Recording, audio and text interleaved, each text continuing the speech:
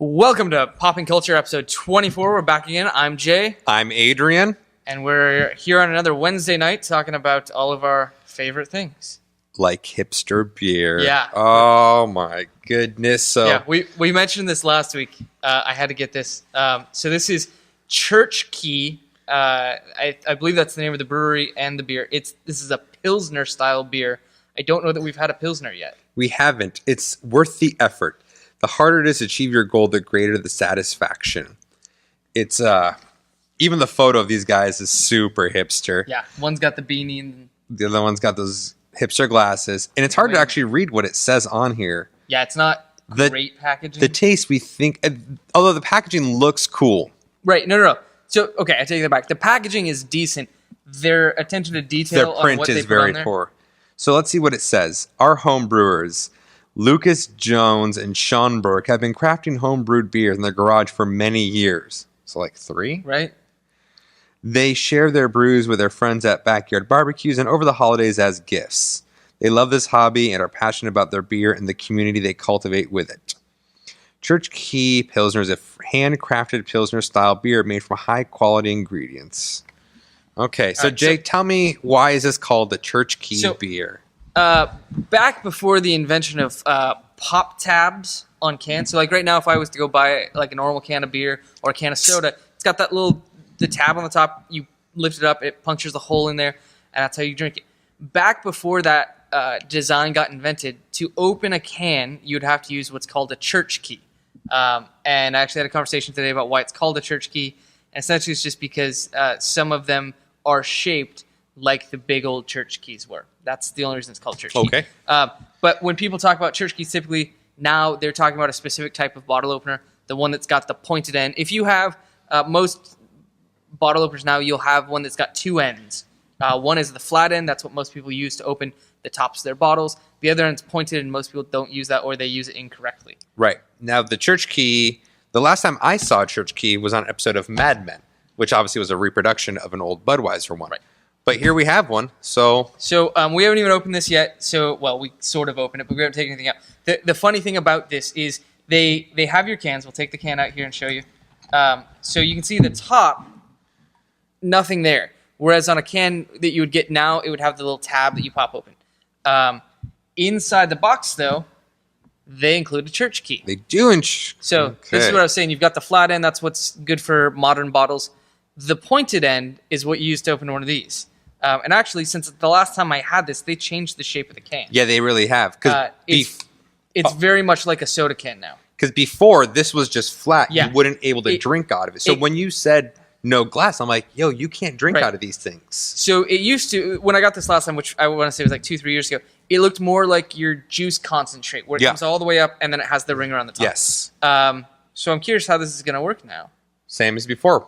Puncture 2 holes. Yeah. Take a drink. What you do is you take it and you get your thing on the end there and you lift it up. And let's see if I can do this without making a mess. He's not going to be able to. I almost feel like this design doesn't work right now because there's nothing to... Yeah, go ahead. It doesn't have as much of a lip to grasp Well, first onto. off, the key is crappy. If you look at where it's supposed to attach, it's got a hole in it. So it doesn't... Well, it works. So you puncture 2, one for air release and one to actually pour the beer out. All right, so let me do that on mine. So there you have the 2 holes. I will pour mine out. Drinking hole in a carb, I guess. There we go. Now, I'm fine with it being this type of beer opening. Like, I'm fine with the church key. I'm cool with it. If it wasn't for a hipster reason, if it was like, hey, we're doing this to save money, they're doing it just to be hipsters. Oh, yeah. I hope it's a good beer inside, though. From what I remember, it's not terrible, but it's not fantastic. So I'm going to drink mine straight from the can, just like they used to do.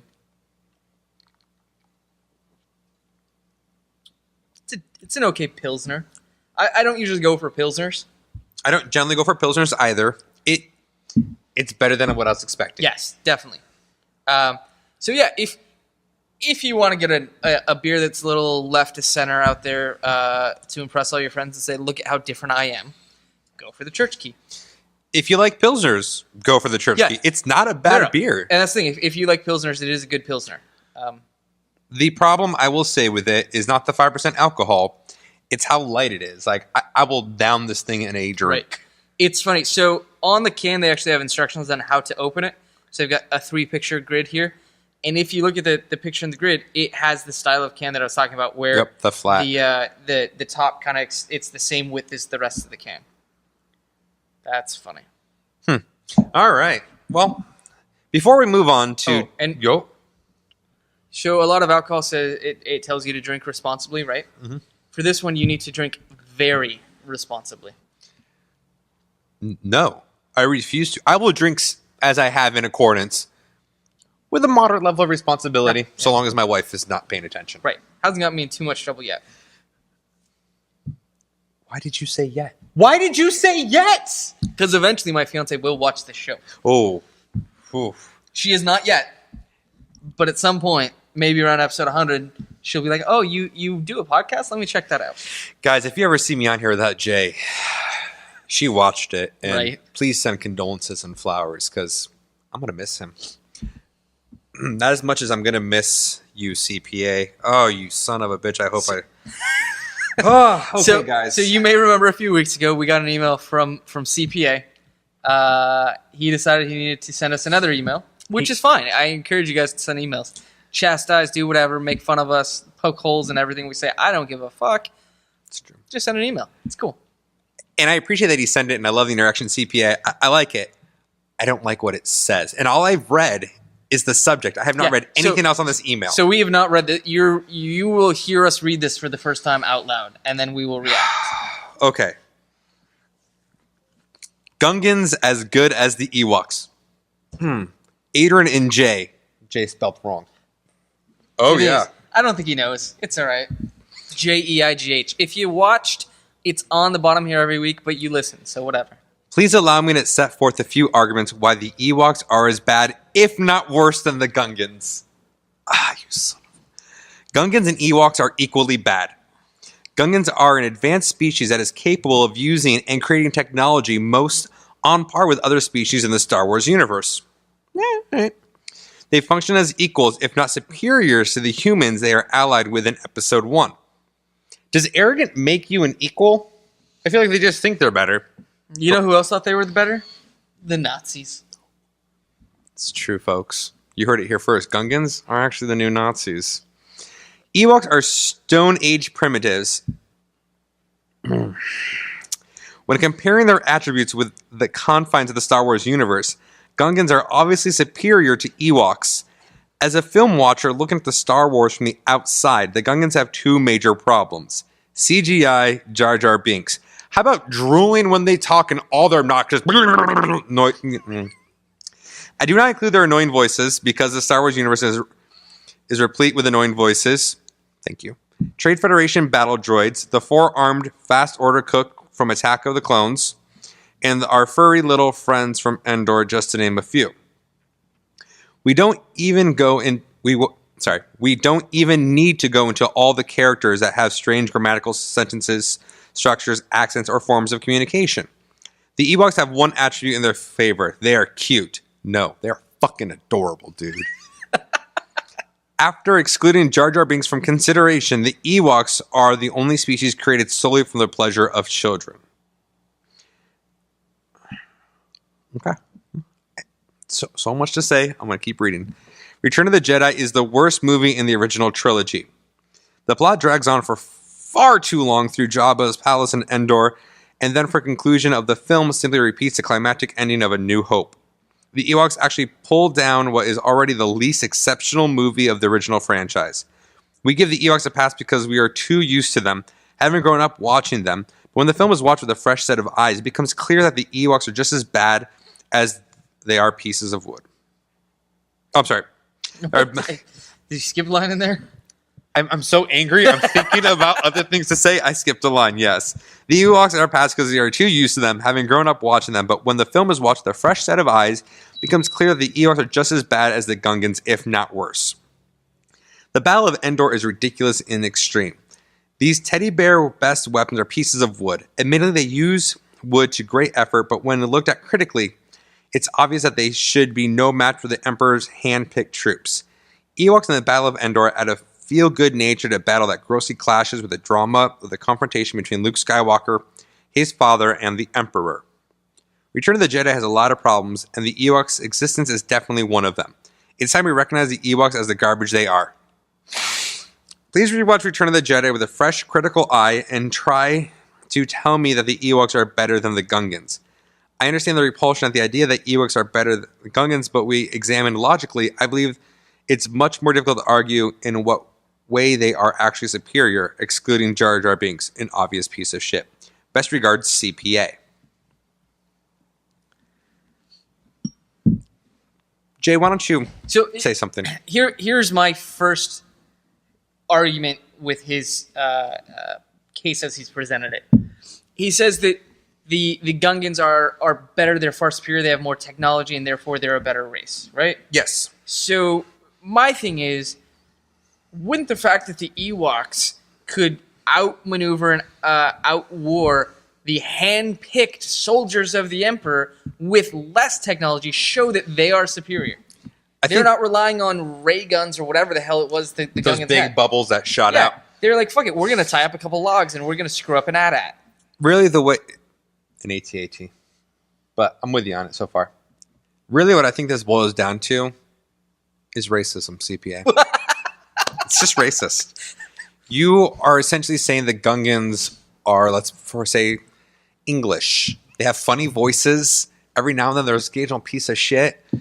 And they sound funny, but they're advanced in technology. And you just called the Ewoks tribesmen from like somewhere in Africa. It's not cool, CPA. It's just not. And secondly, watch Deadliest Warrior, because those fuckers always win. The Zoolan tribe warriors always beat everybody. With that said, I agree with what you had to say. Like, they have less but can do more. So good for them. Also, I mean, there's some things on here I'll agree with you on. One, this is very well written and very thoughtful. Kudos. I agree, Jar Jar Binks is an obvious piece of shit. I agree that the Ewoks are Stone Age and they're primitives. Doesn't mean that they're not superior. Your intellect can't be judged strictly on the technology if they don't have the resources available to make said technology. For instance, maybe thumbs that are bigger, fingers that are opposable and such, but we'll put that aside. I'm not going to argue the point of Jedi being the worst of the trilogy. I know most people will agree with that. I'm not one of them because I love the first opening scene of Jedi, so that's a personal preference. I'll let that one slide. But just to insult them so blatantly, So here's the deal. You're wrong. You know you're wrong. Your email just spews that you're wrong and you're hanging on to every defense possible. But, light side, I will watch Return of the Jedi. Gladly. I don't need a fucking invitation to watch Return of the Jedi. I'll totally do that. And I will try to watch it with an open mind. And I'll get back to you guys next week on what I have to say. I have a question for you. Yeah, go ahead. Based on this. Your wife, has she seen all the Star Wars movies? Mm-hmm. Mm-hmm. Okay. I'd be curious. You obviously are a huge fan of them. Yes. Probably more so than she. Yes. She's more Trek than Wars. Ooh. I know. She can't be perfect, man. Everyone has a flaw. That's hers. What's her stance on BSG? Has she watched it? I haven't asked her. I know you haven't watched it. I don't believe she has either. Okay. Maybe that'll be the next thing we binge watch. So, I'd be curious. You should pose a question to her. Has she seen all 6 of them? The Star Wars? Yes. You should ask her who she thinks is superior. Oh, no. She was with me. Because when we first heard of such atrocities, I went home enraged. The first thing she said was, "Hi, sweetheart. How was your day?" And then I went into the Gungans. And she was disgusted with you, CPA. Disgusted. Okay. I was just curious. No, but I will watch it with a fresh set of eyes. Thanks for the email. All joking aside, it was well written, and you do have some points that you feel are valid, and I get that. I will watch it with a fresh set of eyes, and I'll write my own critique as to why you're wrong. Hey, what TV you been watching, buddy? So really, the only thing that so I finished season 2 of Longmire. Okay. CSI Wyoming. CSI Wyoming. Thank you. Some weird twists in the end of that. I didn't realize that there was 3 seasons that were already made. I thought there was only 2. So I have to find season 3 now. And then Netflix has picked up to do season 4. They have a great history of doing season 4s. They really do. So finished that. Started watching a couple years ago. BBC did a Robin Hood series. Oh, yeah. It's on Netflix. Yeah. So I'm 3 episodes deep into that now. How is it? It's good. It's British. Yeah. So they have the British humor style in there, Okay. which is an interesting thing for Robin Hood because most of the Robin Hoods I've been like obviously the comedic Robin Hood that we all know is Robin Hood Men in Tights. Oh, yes. Totally different style of humor, Okay. but good. Okay. What else have I watched? I got last night caught up on Flash up until I did not watch last night's episode yet, but I was 3 weeks behind, so I'm caught up until last night. So you saw Harrison Wells using the reverse flash power without the costumes. You know it's him. Yes. Okay. How are you feeling about it so far? I like it. Jess was kind of going back and forth on it in the first few episodes, but I think it's developed a little bit more, so she's on board with it now. Okay. So that's good. But that's really all I had chance to watch since last week. So That's fair. I'm super excited that Sons of Anarchy Season 7 is coming out in 2 weeks. So while we may disagree on this CPA, we can agree on that, and that's going to be awesome. I don't believe CPA has watched Season 7 yet either. No, I know he hasn't. That's why. So you guys will... We may be able to finally mend the Buffy war, the Star Wars war, and find peace. You can talk about your mutual love of Gemma. I hate Gemma. Does he like Gemma? No, he's in the same boat. Oh, phew. I was going to stop recording now, go to his house and kill him. I don't even know where he lives. I would find out. So, completely side tangent. I was watching Flash last night. And they had commercials on for Blacklist. James Spader show. Yeah. Okay. Did not know that Ron Perlman was in Blacklist. I did not. Is he really? Yeah. Ooh, now I'm considering watching that shit for Ron Perlman alone. Right? Yeah. He's in there. He's all like tech jacketed up and total like military badass guy. And I'm like, As well he should be. and I'm like, oh, so that's what he did once he no longer was Clay. Look I remember we watched The Book of Love in theaters. The second I heard Ron Perlman's voice, I'm like, yes, this movie's going to be great. Anyway, so what have you're excited for Sun Season 7 to come Sun out? Season 7, I've been watching The Americans. I think I'm like 5 episodes Okay, in. good. I don't know. Okay. I'm still on the fence. I usually have like a 3 episode rule on whether or not I like a show. I will keep watching even if I decide it's not a great show because that's what I do. But usually within 3 episodes, I can tell if it's I can tell you now, it's not great. okay. The phrase "great" will not be added to it. I was in Dallas this weekend. Yes, Yeah. Dallas. Not eating amazing barbecue apparently. No, not eating amazing barbecue. I had horrible Mexican food and mediocre seafood. Yeah. The best meal I had in Dallas, the fucking keg. Baseball cut? No, I was going to. I went the ribeye. Really? No, I'm saying not the ribeye, the rib steak. Okay. So the bone in 30 ounce. Oh yeah. 30 ounce. Wow. You're like fucking throwing it in. I'm going. And I did. Oh, I did. I also had a local beer while I was there, and it was disappointing. Jay and I had the talk before. Seattle apparently just has the best craft local beer, guys. So for those of you who are not from Seattle, nor had our craft beer, come to Seattle, have our craft beer. Contact us. Shit, I will buy you your first one. Absolutely. You're going to love it. Take him to Tap House. Oh, yeah, take them to Tap House. Pick one of 80. So the Americans, the reason I bring up Dallas is our hotel room was in the middle of nowhere. The convention center was in the middle of nowhere. So you were more on the Fort Worth side? Irving. Oh, yeah. So unfortunately, our hotel room had a shuttle that would only take you 5 miles from the hotel. So you couldn't go anywhere. Well, I could go to a Staples. So you know I like shopping for binder clips. I mean, and I do, but they closed at 7. I mean, Come on, the show did at 7. So I started arguing with people who thought Five Guys is better than In-N-Out. Disgusting. I did nothing but watch TV. So I watched about 5 or 6 episodes of The Americans because that's all I had with me. Right. So it's not that I'm like super into it. It's not that I'm out of it. I watched it because it was there and convenient. Right. And I'll probably watch it again while I'm in Chicago because I'll have things to do in Chicago, but You can go look at the bean. I also got to watch something on the flights, you know? Right. Yeah. So it's fine. The premise is it's these 2 Russian spies living in America who have kids who have no idea that they're Russian spies. And they've been there, and it's during the Reagan years, and all this stuff is happening. They're working behind the scenes.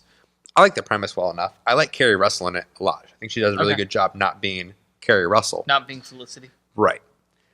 The husband, I like the character, but I don't like the actor portraying the character. Who is the actor? Nobody. Okay. Like, nobody I know. Fantastic. It'll be on the lower third. You guys saw it. CPA, you didn't hear it, but if you watched... For Pete's sakes, I have my tablet right here. No. Make them do the research. Yeah, you know what? IMDb it. You guys know the website. It's you IMDb. told me not to do that last week. That's true. No, look at that. Turn the screen off. I'm done. It's black. I see it. Black. So yeah, it's not that it's great. It's not that it's bad. It's because it's convenient that I'm watching it. There are some intricate plots that are starting to build. They don't excite me enough that I care. Okay. Like as soon as I'll be honest, if I find a show I like more, I'm going to drop it instantly. Okay. Like if there was a whole season of Bob's Burgers I haven't watched. Love the new episode. It was fantastic. Yeah. So I'm at the point where on my Netflix queue, I'm down to about 5 or 6 shows that are my shows. Everything else on there is stuff that Jess and I have started watching together. And I know that because I have it color-coded on my spreadsheet. Of course you do. Yeah. So eventually I'm going to have to, once I get through these, which is only about, I think, 40 more hours of TV. Say it isn't so. Yeah. I'm going to have to start figuring out what to add on there next. So Americans was the one I was looking at, but... I have the first season. I'll throw it to you. You can see what you think about it. Like I said, as soon as I find a show I like more of, it will get backburnered. Yeah. The downside is I've been wanting to watch a lot of movies on my flights. Okay. I love horror movies. Love them so much. And my wife cannot. She can't even deal with the sound, the sight. Like, no. We watched half of Exorcist of Emily Rose, and my beloved did not sleep well for like 2 weeks. But I can't watch those on flights because they're bloody, there's gore, there's always nudity involved, right. You know what I mean? And every time I think I'm getting away with it, there's always somebody sitting next to me, or the worst is not when they're next to me, they're behind and over one, and it's always like a older lady or a child, and I'm like, oh, I've tried to start Oculus like 19 times and I haven't had a chance to watch it. Now, do they have, I haven't ever looked into this because I've never had a reason to, you can get the things that go in front of your computer monitor that you have to be looking straight on to see it? Sure, like they have at banks. Yeah, do they make that sort of thing, an overlay for a tablet? I don't know. Okay. Part of me is considering just not caring. You know what I mean? Yeah. Be like, well, that kid needs to know what happens in this scenario. Yeah. Yes, she went to a demonic world and that person has a hook through their eye. Deal with it, small child. Right. Yeah. So Americans, meh. The new episode of Bob's Burgers was awesome. I strongly suggest watching it. Okay. The new Brooklyn Nine-Nine, equally hilarious. So I'm home now for a good amount of time, so I'm going to catch up on my other shows. Oh, I forgot to mention, Walking Dead did come back this last Saturday. Yes. Sunday. Did you watch it? I did. We watched it. We ended up watching it Monday night. I watched the last 10 minutes. Okay. Because it was my roommate at the hotel room really wanted to watch the last 10 minutes. Okay. It was a very, very sad episode.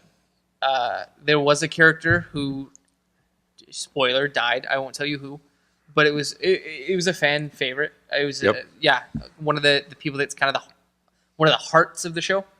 And the whole episode was kind of, there was like, you saw essentially this person was having visions of other characters who have died. So it was like, oh yeah, that person died. Oh, that person died. Oh, that person died. So.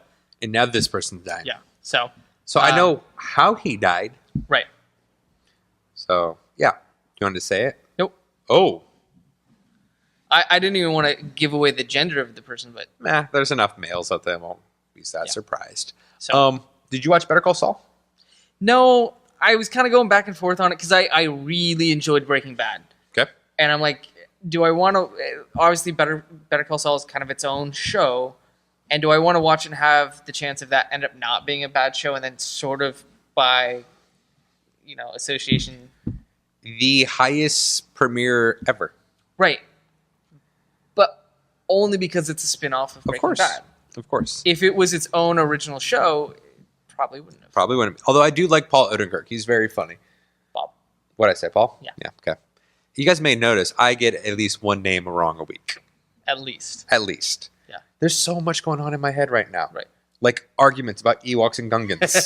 That's occupying 90% of my mental power right now. Okay, so let's skip movies because I haven't had a chance to watch anything. I know you haven't. I did watch half a movie and turned it off. I tried watching We Need to Talk About Kevin. What? Yeah. I don't know why. It was on my Netflix queue. I got it on DVD. Okay. There's a lot of stuff on there. So at some point, I must have heard something about it. I tried to watch it. Are you familiar with the movie? No. Okay. So it's a thriller movie. Okay. The premise is there was a kid who went crazy and shot up his school.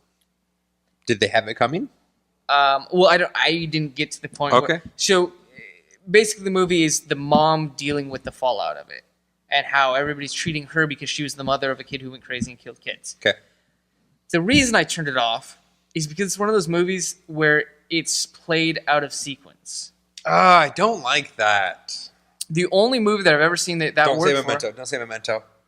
So I've only seen one movie that worked for, and this was not it. So after about halfway through it, I'm just like, I can't follow this. It's not really, and it was one of those ones I had on while I was doing something else at the same time. Oh, yeah, that makes it really difficult. I turned it off, and I sent it back halfway through. Was it Memento? It was. I see. Okay, so we'll skip movies. I do have some comic book news we got to talk about. Yes. One, I want to see your reaction to this one. They announced Yeah. the new Secret Six lineup. Secret Six, which is a book that I'm not currently reading anyways. So, I'm sorry, not Secret Six, Suicide Squad. Suicide Squad, which again, I'm not. So, reading. I saw it online. I'm wondering if I believe it's going to be in the next month's solicitation of... So this no, it is on this one. Yes. Is this a post-convergence book, or is this going to happen in the next 2 months and then go away anyways? Or do you know? June. Okay, so post-convergence. But it's issue 9, so it's continuing. It's Right. not a relaunch. Yeah. So the new Suicide Squad. Ready? I'm ready. Talon. Makes complete sense. Right. Cheetah. Makes complete sense. I don't know if she's even around still. Poison Ivy. Still Sure. making a lot of Yeah. sense. Black Hand. Oh, fuck you. Parasite. What? And Reverse Flash. No. Yes! Why? Right? The fuck? Black Hand's crazy. God damn. Why would Black Hand ever be part of the Suicide Squad? He's not afraid of death. Yeah. We're going to put a bomb in your head. Fuck you, I'm dead. I control dead people. Oh my god, I love it. It's going to be so bad. Might as well just cancel it now. So speaking of Doesn't that make you happy, buddy? No. Speaking of DC books, though, we did get DC announced today their post-convergence lineup. Or not today, sorry. Friday. Yes. They announced their post-convergence lineup. What do you think about it? I know what your new favorite book is. You're going to subscribe to Batmite. I know it. I was afraid you were going to say that. So here's the deal. DC is canceling 13 titles. And they're finally dropping the new 52. I was going to mention you must be so happy about that. That happened in 2000. Okay. If you have a thing that's 4 years old, it is not new anymore. A child is not new after 4 years. A comic book line is definitely not new after 4 years. So stop calling it the new 52. And finally, they're going to do it. Because of you, buddy. Right? You should consider that a victory for you. Yeah. So they did announce... What else just happened that I was... The Green Lantern Anthology book. Yeah. Look at how happy he is. So they are listening. Look at him. I'm glad DC watches the show. Thank you, Dan DiDio, Jim Lee. You're great. Jeff Johns. Jeff Johns was great. Jeff Johns is no longer on Superman. No. So to be fair, he's a really great guy. Just hasn't done a lot of great writing recently. He did a really good run on Green Lantern for a bit. He did. And then I think he dug himself into a hole and couldn't get back out. He sure did. So I'm going to bring up Newsarama. All right. Just so I can list all the titles. I don't remember them all off the top of my head. So, and if Jay and I were prepared enough, we would have had them written down. Right. So but we're not. For those of you that listen to the show, we've made mentions of convergence here and there. For those of you that don't know what it is, DC's offices, their publishing offices are moving from New York to the West Coast to be in the same area as their movie and TV offices. It's all going to be one building now. During that move, they did they wrote a bunch of comics that are going to come out. It's 2 months, 3 months. I don't remember. It is about 2 months. 2 months worth of comics. So that's all coming out while they move, so that they don't have to move and publish comics at the same time. Convergence is going to be kind of where they have a bunch of their different worlds all coming together, and it's going to result in characters from different versions of characters being in the main universe than what are there currently. So, which is interesting because Marvel's doing the exact same thing at the exact same time. Right. DC did announce theirs first. Here's what I'm saying. Do you think there's any possibility? They both just merged? Yes! Not that they actually merge. But remember Amalgam? Yeah. Is there any possibility that just one comic, just one single issue, the two universes hit? So it's going to be JLA Avengers. They've done it before. I want them to do it again. So once Convergence is done, DC has announced we're dropping a bunch of books. They're not going to come back. There's going to be some new books that are coming. And here's the list. That one is pissing me off. So 25 will stay. The new ones will be Batmite. Which I talked about the 1977 Batman cartoon on here like 2 months ago. The one that was voiced by Adam West and Burt Ward. And their sidekick Batmite. Batmite is getting his own comic book. Sure is, people. Batman Beyond. Again. Why do we keep doing Batman Beyond comics if they're not working? Fucking love them. But they keep not working. I don't care. They can keep not working. I will keep buying them. Here's the question, though. If you're reading Futures End, yes, if you're reading Futures End, you'll notice that they're almost making it where Terry McGinnis is going to leave and Tim Drake in the future becomes the new Batman. So I'm interested to see where that goes. So far, that's 2 new books for Dan Jurgens also. Batmite and Batman Beyond. All right. Black Canary, which I was excited about when I saw that they were doing a Black Canary book, and then I found out who's writing it, and I was pissed. Brendan Fletcher. Which, for those of you that don't recognize the name, that is the guy currently writing Frat Girl, which I hate. On top of that, she's now in a punk band. Right. Which I want to say she is in Batgirl. Yes. Possible. Bizarro. Why? Constantine the Hellblazer. I'm good with that. Fine with that. Yeah. Ming Doyle. Fine with that. Cyborg. I love that Ivan Reyes is doing the art. I don't care about anything else that has to do with Cyborg. Okay. My buddy Chris, that I used to do another show with, has been clamoring for a Cyborg book for the entire time since New 52. Tell him he's wrong. Hey, not every character's for every person. Dark Universe. I take that to just be Justice League Dark. Possibly. With a new name. Dr. Fate. I'm intrigued by Dr. Fate. I like the character. Paul Levitz, the writer, has done a lot of great work with the Legion of Superheroes, which I adore. He's also done a lot of bad work with Legion of Superheroes. Which you hate. Which I hate. Yeah. So, Doomed by Scott Lobel. What? Scott? That was right next to mine when I first started reading. So, Scott Lobel, Doomed. Is it going to be Doom Patrol? I think so. I think so too. We'll see. Earth 2 Society. It's a JSA book. Which we already know the JSA is coming from Convergence. Yep. Green Lantern and the Lost Army. Harley Quinn Power Girl. Written by Jimmy Palmiotti, Amanda Connor, and Justin Gray. No big surprise there. They both have raging hard-ons for Harley Quinn and Power Girl. Justice League 3001. Why? Right? Because 3000 wasn't enough. Justice League of America, written by Brian Hitch.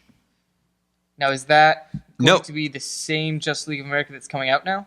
So, continuation? We have Justice League, which is not being canceled. We have Justice League United. And this is Justice League of America. Oh. So, stay tuned. Martian Manhunter. I'm curious to see how they're going to do a solo book with him. Poorly. That's how they're going to do it. I would imagine. Midnighter. I don't care. Mystic U, which is a tentative title. Omega Men, which those you may be familiar. I just need to go back. That Mystic U, that's U as in like Mystic University. Yes, it is. Yep. Take that in. Omega Men, which is a we've seen a couple issues of already. Prez. Now, Prez was a book in the early 90s, I believe. So where maybe that little girl is the president of the United States. Oh, then that's not what I was thinking. Red Hood Arsenal, written by Scott Lobel. Robin, son of Batman, where he has a demon creature he keeps as a pet. Section 8, written by Garth Ennis. Starfire, written by Justin Palmiotti, and she's wearing clothes. I don't know if you noticed. She is, yeah, that's not usual for her. We Are Robin. Huh? Yeah. I have thoughts on We Are Robin. I'm sure you do. For those of you who are reading Teen Titans, there's a bunch of Wonder Girls that are regular people but are trying to be like Wonder Girl. So We Are Robin, I think, might be the same premise, but with Robins. I like the writer, so I'm excited. Who's writing? Lee. It is Lee. I have to look at his Bermejo. Thank you. Yeah. And that is it. Okay. So out of all these books, which one of them are really going to last, Jay? None. I would disagree. I would say about 4. Okay. I think Cyborg will hang around for a while. As much as you are not looking forward to it, I think that one will hang around for Constantine's going to stick around for a while. Earth 2 Society and Green Lantern will stick around for a while. Omega Men's not. Prez is not. Red Hood and Arsenal. Look at Scott LaBelle did Red Hood and the Outlaws. Right. So it's just the same freaking book. Son of Batman, it really depends. I'm not on board if Robin still has superpowers and this demon compatriot, so we'll see what's going on. Section 8, it's Garth Ennis, who's always hit or miss. Starfire, I'm hoping will stay on. We Are Robin, I'm not sure how long that's going to last.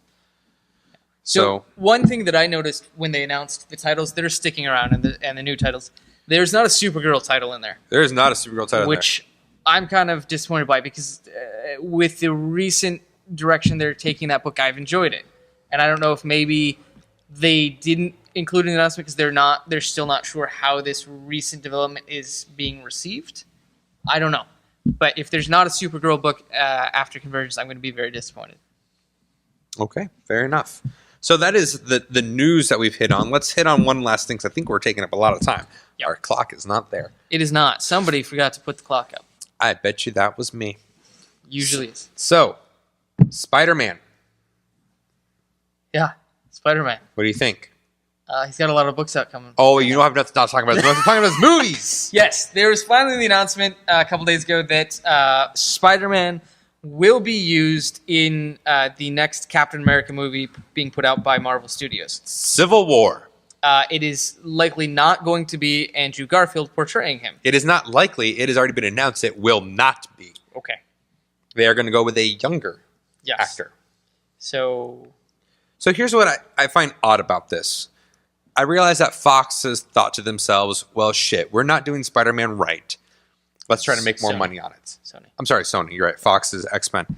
But I like the last 2 Spider-Man movies. So I have not seen Amazing Spider-Man 2. I did watch Amazing Spider-Man 1, and it was not my favorite Spider-Man movie. Okay. I think I've said it on here. I don't like Andrew Garfield as Peter Parker. I guess when he's Spider-Man, it's not too bad. I don't like him as Peter Parker. That's fair. More than that, what bothers me is it's the Civil War story. And for those of you who are familiar with Civil War, the big deal about that was that Spider-Man revealed who he was. He unmasked himself. And it made a huge scene. But in these movies, this is his first appearance. What kind of effect is that going to have besides none? Do you think they're just going to say that he's been around and we just haven't seen him? Even if they do, as a moviegoer, I'm not going to care. Right. You know what I mean? Do you think we'll see Iron Spider? Oh my God, I would be so happy if we saw Iron Right? Spider. Oh shit. Iron Spider. So during Civil War, since Spider-Man sided with Iron Man at the beginning, Tony Stark hired him on it at Stark Industries, and gave him a Spider-Man suit based on the Iron Man technology. It was so awesome. So it had like arms that would pop out and stuff like that, and rocket boosters, and it was cool. It was cool. So I'm not sure the effect that it's going to have, but I'm having faith so far. Okay. So let's talk about pull lists this week, buddy. Okay. I'll go first since you don't have a stack. Yeah, that's fine. Justice League United.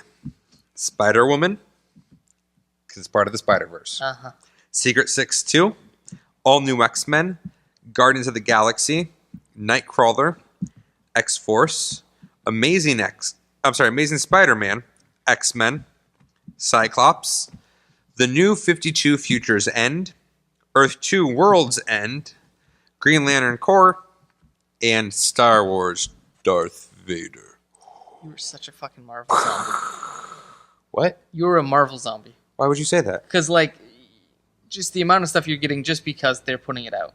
You're like, I have to get all of the Spider-Man things.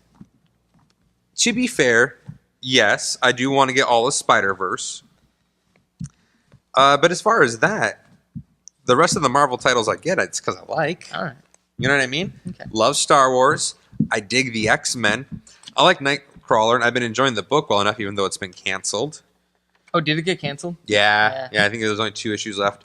X-Force I have not been enjoying, but since they announced that it's being canceled, I'm just going to ride that out till it ends. You know what I mean? X-Men I've been digging. Cyclops I've been digging. That's it for my I thought you were getting sour on Cyclops. What's that? I thought you were getting sour on Cyclops. It's been hit or miss. Okay. It started to get sour. It's starting to pick up again, so we'll see where we end up on it. Oh, I love that guy's mustache. Oh yeah, no, that is a... Is that Corsair? Yeah, it's Corsair, and then... Yeah. Look at that. It's...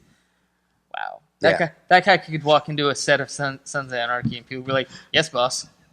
Right? All right, what do you got? So I did not make it to the shop again this week. I actually woke up late this morning, so I didn't take a lunch at work, and that's usually when I go get my books. I drive down at lunch. So all I have is the digitals that I got. The only digital that I got this week that is a recurring book for me is Batman Eternal. And that I picked up 2 number 1s, obviously, that came out this week that I was like, the premise seems interesting. I'll check them out. I'm going to show you the art in one of them when I get to that point, and you're gonna be like, that is fucking terrible. I'm already nervous about looking at it. Okay. Yeah. So I picked up Batman Eternal. I picked up The Empty number 1, and I picked up Divinity number 1. Those were my 3. Okay.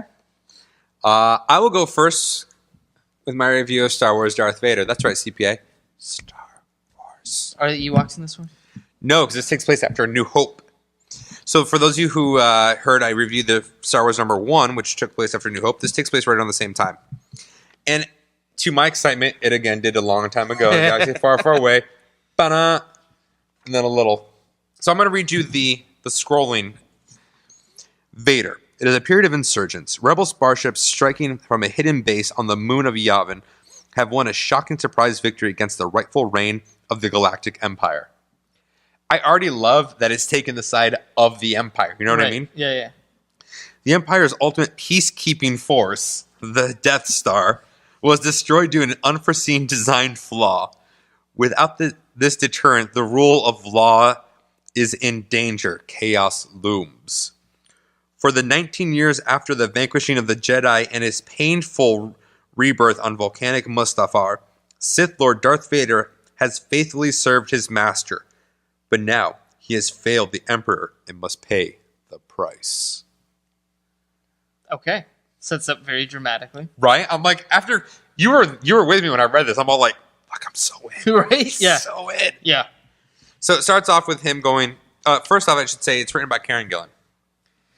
And him and I, we're not really on good terms right now. What? Nothing. No, you're good. Go ahead. As you recall, he made Tony Stark adopted, gave him a brother and an iron lung, shit all over the story, and then just pieced out to write this book. I talked to him about it. I think you were there when I did. was. Yeah. I told him I was not happy. He's starting to win my favor back again. We can be pals. So it starts off with Vader going to see Jabba the Hutt. You're not quite sure why. And they reference the pit that Skywalker fell in, remember? Oh, yeah. In Return of the Jedi. But it shows that Vader was smart enough to figure out what's going on and take a step back from it. Nice. It also shows him killing all the bodyguards as Jabba the Hutt thought he would lose to them. And then it goes back a day further where they reference Star Wars number 1, the first comic that came out. And it also explains how Vader's been upset with him since the destruction of the Death Star. Then it also shows a little thing that happened that never did actually happen. So in the comic book, they're adding things that were never in the movies. For instance, in this, Luke met Vader before Empire Strikes Back, which never happened. Right. And he's talked about how he killed Master Kenobi. And Vader goes, with this lightsaber, I know this weapon. This once belonged to, and he doesn't say anything. But later he goes, Obi-Wan gave him my saber. He's keeping all this information from the Emperor. He goes on to you find out what he wanted. Jabba for is he hired Boba Fett's to find somebody who's been talking to the Emperor, another bounty hunter, to find out what's going on. And then at the end, totally made me super happy. So he's on Tatooine when he's talking to Boba Fett. And he goes, I've been delayed on this planet long enough. All my present business is concluded. And you see he just destroyed an entire village of sand people, which we saw in the original movies because of what happened to his mother, Shmi. Right. So clearly, in the comic books at least, those 3 movies are going to have an impact. And he still holds that vengeance against them. And he decided to slaughter some more. Okay. Totally in. So you're in for Darth Vader and Star Wars. Yes. Okay. There's 2 more coming out. Which are Leia, which is going to be a mini-series. okay. And then The Last Jedi. I can't remember exactly what it's called, but it is going to be based in the Rebels universe. Okay. Yeah, The Last Padawan. Okay. So, totally in. Okay. What do you got? All right. So the first one, I'm just going to show you the Arden. Keep doing this. The Empty. The premise on the Empty is it's the last village on Earth. It's the people that are part of the last village, and they're trying to find food sources because all the crops got poisoned. It's written by Jimmy Johnson, who at first I'm like, wait, Jimmy Robinson, who at first I'm like, wait, James Robinson, which I like James Robinson. I do like Jim. Not James Robinson though. I'm really worried about this art, man. So first page. No, So bad. are they obviously not humans? No, they're supposed to be humans. No. It's very, very anime-like, and you've got this guy on here. Anime, like his neck is twice the size of his head. So you've seen this sort of thing in movies, and I think some tribes do it where they elongate the neck. So he's got a thing on his neck that's like elongating his neck, I guess. So just terrible art all throughout. Oh, it's so bad. It's so bad, and it really took me out of the story. Some parts of it aren't terrible, but a lot of it. And I don't like the word bubbles either. No. There is no word bubbles. That's the thing. So it's got a little black mark that comes up from the person, and then just got text. There's nothing surrounding it. It's just there's no bubble. No, I'm out. So yeah, I do not think I will be getting issue 2 on this. It wasn't written very well either. It was just bad. But the other number one that I got, James Robinson. That's no, for damn sure. Jimmy is not James. The other one I got, it's Divinity from Valiant, and I have not bought anything from Valiant since their relaunch. Okay. Just because none of it really appealed to me. I will say, I bet you'll actually really like Harbinger. I tried Harbinger, I didn't like it. Okay. Yeah. Did you read the first trade? I read like the first 4 or 5 issues. Okay. Of it. Okay. Somebody lent it to me. The only thing that I read from Valiant that I thought was funny was an issue of Archer and Armstrong where they did a pub crawl through time. Yeah. I was like, okay, that's funny. So this one, the premise behind this is it takes place during the Cold War, and Russia is trying to come up with a way to win the space race. So the Americans are trying to get to the moon. Russia's like, well, fuck the moon. We're going to get to the edge of the galaxy. So they come up with a spaceship. First of all, they find this guy that's a Russian citizen who from birth he was an orphan. He got raised by the state. Super smart, super athletic, just like the peak of humanity. So Drago. Yeah. Okay. Exactly. He's punching machines and everything. No. Oh, good. Really. They found Drago. So they tell him, hey, we're gonna choose you for this mission. We're gonna send you into deep space. We developed a shuttle or a spaceship that has cryogenic chambers in it. So you will be asleep for most of it. It's gonna take 30 years. So the guy's like, well, cool. I didn't have anything else to do with my life. Whatevs. So you see all these training montages and stuff like that. He's not allowed to have a girlfriend or have a family or anything like that. That's Lucky bastard. That's one of the reasons they picked him is because he had no ties. So Sure. the emotional level won't be there. Well, it turns out he got a girlfriend anyways. He didn't tell her anything about what he was doing. Finally, when it gets time for him to get ready to go, he's like, oh, by the way, I'm out for 30 years. And she gets pissed. What? They don't like that kind of news? Yeah, I don't know. And then conversely, they show this guy in modern day who's like, he's in Australia, he's rock climbing. I don't really understand what the deal is with him. But essentially, the purpose behind this space travel is they're trying to rethink the way that we know time. So right now, we consider time as a linear thing. Right. Well, it's not. In all reality, it's time is not a linear thing. That's just the way we've come up perceive with, it. Yes, that's how we've been able to understand it. So somehow, and this is going to be revealed as the story goes on, they fold time on itself. So this Soviet guy that went into space for 30 years now is in present day Australia, and there's this weird tribal thing going on. So I don't get the secondary storyline yet, but I'm really interested to see how the primary storyline progresses. And the art in this one is much, much better. It is. So my question is going to be, is it going to eventually tie into the other Valiant books? I don't know. Valiant, I kind of hope not. they started off very independent. Harbinger lived in Harbinger, Bloodshot lived in Bloodshot, and I read them at that point. And then they did one huge crossover. Unity, right? Before Unity, they did a crossover. Okay. I let it slide. Then they did Unity. Then they did another crossover. I'm like, nope, I'm out. If I wanted that, I'd go through Marvel. Right. They were really trying to make a shared universe, and it just... So what you said actually reminds me of a movie called Event Horizon. Okay. Do you remember that movie? I never watched it, but I am familiar. So they explain space. How do they get from one point to the other point? Same thing where we all think it's linear. They actually just fold space and time to go from one point to the other point. Yeah. And then boom. In that movie, though, when they go in between space and time, they actually end up in a demonic world and shit goes crazy. Oh, awesome. Yeah. So that's for us this week. Yeah, I got nothing else. Nope, that was it. We are done, folks. We're done. We'll see you next week. Take it easy. Bye.